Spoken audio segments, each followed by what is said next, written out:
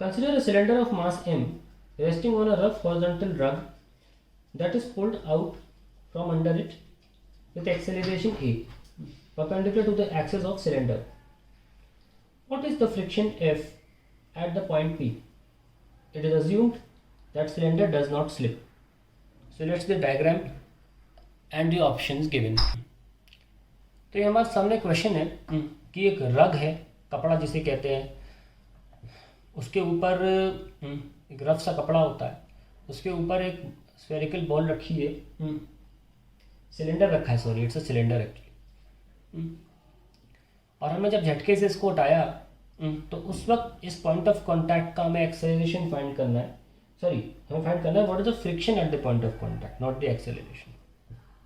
सो हम इस क्वेश्चन को दो तरीके से कर सकते हैं. एक तो इनर्शियल ऑब्जर्वर के हिसाब से कर सकते हैं और रग पर बैठ के भी हम इसको सॉल्व कर सकते हैं, जो कि ज़्यादा इजी पड़ता है कि अगर हम रग पर बैठ के सॉल्व करें.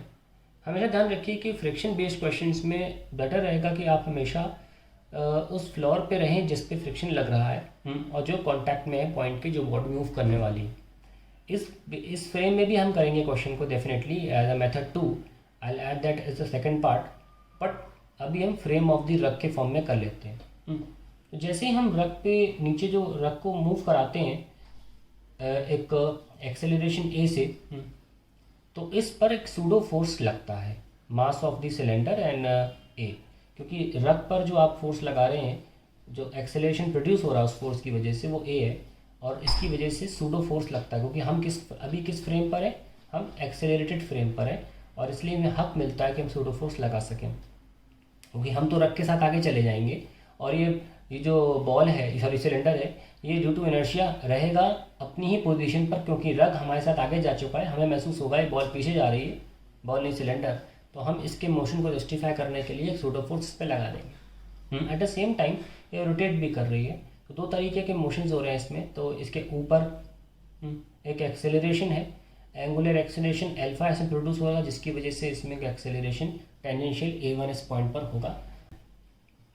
तो अब हम इसको में फोर्स इक्वेशन पहले मेंशन कर दें. फोर्स इक्वेशन तो अल्टीमेटली यहाँ मूव करेगा, तो we can write M A minus, क्योंकि ये देखिए यहाँ पे प्रोड्यूस हो रहा है टेंजेंशियल इस पॉइंट पर, it is because of the net force of M A and F. F is the friction, तो M A minus F is equals to M A one. That is the first equation, that is the force equation. It is due to the net force of M A and friction force, इसकी वजह से ऐसा हो रहा है. फिर हम लिख सकते हैं torque equation. Torque is equals to I alpha, and torque हमेशा होता है फोर्स इनटू रेडियस वेक्टर. यहाँ पे देख सकते हैं आप, ये रेडियस वेक्टर है और ये एफ है, it is the only force which is providing the torque. You can also set force ये भी है, लेकिन क्योंकि ये about the point of rotation he act कर रहा है, तो इसकी वजह से टॉर्क जीरो होगा, क्योंकि इस लाइन ऑफ एक्शन की इस पॉइंट ऑफ रोटेशन से दूरी जीरो है. सो हमारा फोर्स ये है और आर ये है, इनके बीच में एंगल 90, तो एफ आर साइन 90 की वजह से एफ आर ही रह गया, इज इक्वल्स टू एल्फा में हम लिखेंगे ए वन बाई आर, क्योंकि एल्फा हमारा ए वन जो होता है वो आर एल्फा होगा. ठीक है, so that is the second equation. थोड़ा हम इसे ऑल सॉल्व कर लेते हैं. F is equals to I A one by R square. So now let's find out the friction. हमें फ्रिक्शन फाइंड करना था यहाँ से.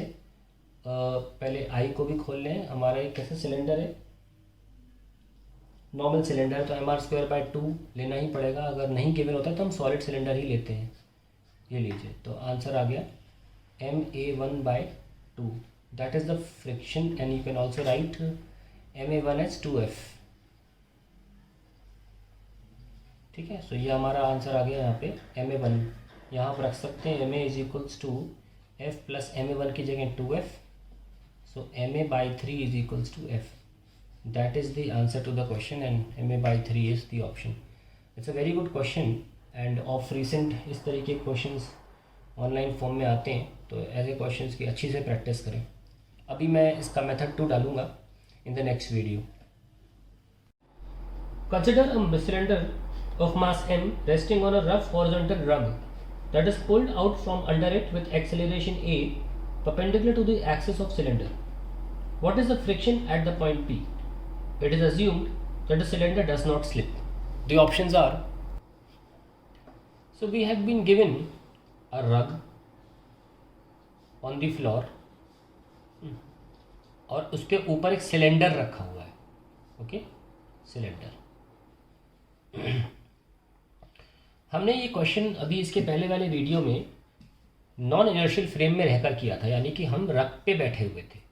अब हम ये क्वेश्चन जो कर रहे हैं इनर्शियल फ्रेम में रहकर कर रहे हैं, यानी कि हम ज़मीन पर खड़े होकर इस पूरे क्वेश्चन को एनालाइज करेंगे और सूडो फोर्स ऐसी चीज़ नहीं लगाएंगे.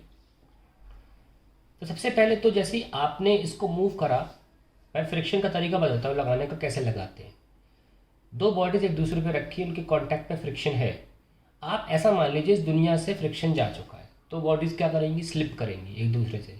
जब वो स्लिप करेंगी उसको आप विजुलाइज करिए स्लिपिंग एक्शन को, और स्लिपिंग के मोशन के विपरीत दिशा में अपोजिट आप फ्रिक्शन लगा दीजिए.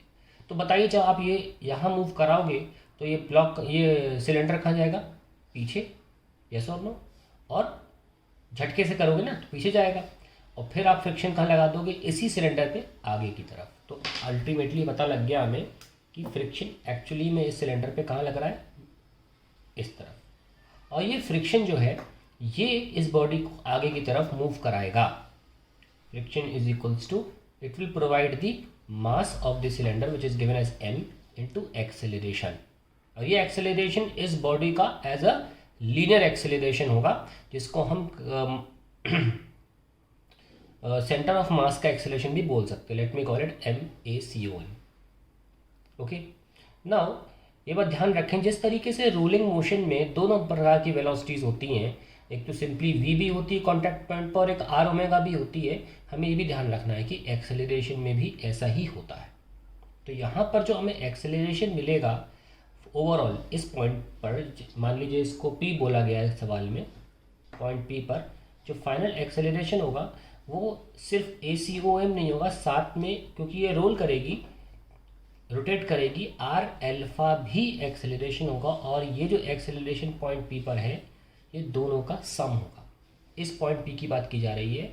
एक तो फ्रिक्शन की वजह से जो हमें एक्सेलरेशन मिला है एज अ होल सिलेंडर आगे जाने का, एट द सेम टाइम इस कॉन्टैक्ट पॉइंट पर आर अल्फा भी एक्सेलरेशन हमको मिलेगा. तो this is a very important point. सबसे इंपॉर्टेंट पॉइंट यही है कि इस पॉइंट पी का ओवरऑल एक्सेलरेशन इस बॉडी का लीनियर एक्सेलरेशन भी होगा, और साथ साथ रोटेशन की वजह से इस पॉइंट पर टेंजेंशियल जो एंगुलर एक्सेलरेशन होगा उसकी वजह से जो टेंजेंशियल एक्सेलरेशन आएगा वो भी पार्ट होगा. यानी कि हम ये भी लिख सकते हैं प्लस ए टेंजेंशियल. तो टेंजेंशियल एक्सेलरेशन भी होगा और सेंटर ऑफ मास का भी एक्सेलरेशन होगा. Now this friction also provides a torque. और टॉर्क क्या होता है, आर क्रॉस एफ इस दिशा में.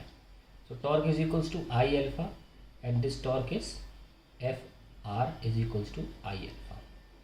ठीक है. Now F R I alpha है और मैं इस अल्फा को लिख सकता हूँ, ये जो अल्फा यहाँ पे आया हुआ है ना, we can use this edge, so यहाँ पे हम अल्फ़ा को सॉल्व कर लेते हैं ताकि यहाँ हम पुट कर सकें. So F R divide by I is equals to alpha, और आई की जगह पर सिलेंडर का मोमेंट ऑफ इनर्शिया रख दीजिए. सिलेंडर जब मेंशन ना हो क्या कहते हैं हॉलो है तो सॉलिड ही लेना है, तो एम आर स्क्वायर बाई 2 ले लिया एंड देन कैंसिल करें और finally we have 2f by M R. So that is the value of alpha. उसको यहाँ पुट कर दीजिए तो हमें एक्सेलरेशन मिल जाएगा ACOM. ध्यान रखिए कि हमें स्मॉल a गिवन है, ये हमें गिवन है, सवाल के एंड में फॉर्मूले में आ सकता है. देखिए फॉर्मूले में है तो टेंशन हमें एक ही नहीं है. ठीक है. और R alpha is 2f by M R, cancel. So we have a centre of mass, क्योंकि फ्रिक्शन सॉल्व करना है तो ये वाला सेंटर ऑफ मास का एक्सेलरेशन निकालना है हमें. So I am using now a minus 2f by M. We have calculated it. अब हम इस इक्वेशन में रख देंगे और हमारा आंसर आ जाएगा. ठीक है. शुरू करते हैं यहाँ पे calculation.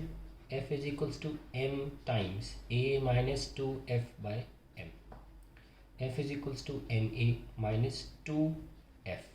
3f is equals to ma and f is equals to ma by 3. That is how we get to the answer. So I hope दोनों चीज़ें आपको क्लियर हो गई होंगी. इसको 2-3 बार देख लीजिएगा ताकि अगर कोई पॉइंट अनक्लियर रह गया तो क्लियर हो जाए. ये बहुत इंपॉर्टेंट पॉइंट है और कोई ऐसे बहुत सवाल मिलेंगे आपको जिसमें एक्सेलरेशन दोनों का सम हो जाता है, बॉडी के आगे बढ़ने का भी और साथ साथ उसके किसी पॉइंट को आप अगर देखना चाह रहे हैं, या पॉइंट ऑफ इंटरेस्ट पी था तो उसका भी ऐड करना होता है ओवरऑल एक्सेलरेशन में. बहुत क्वेश्चन मिलेंगे आपको ऐसे जिसमें ये करना ही पड़ता है. अगर किसी के लिए नई चीज़ है तो इसको एक पॉइंट बना के लिख लीजिए.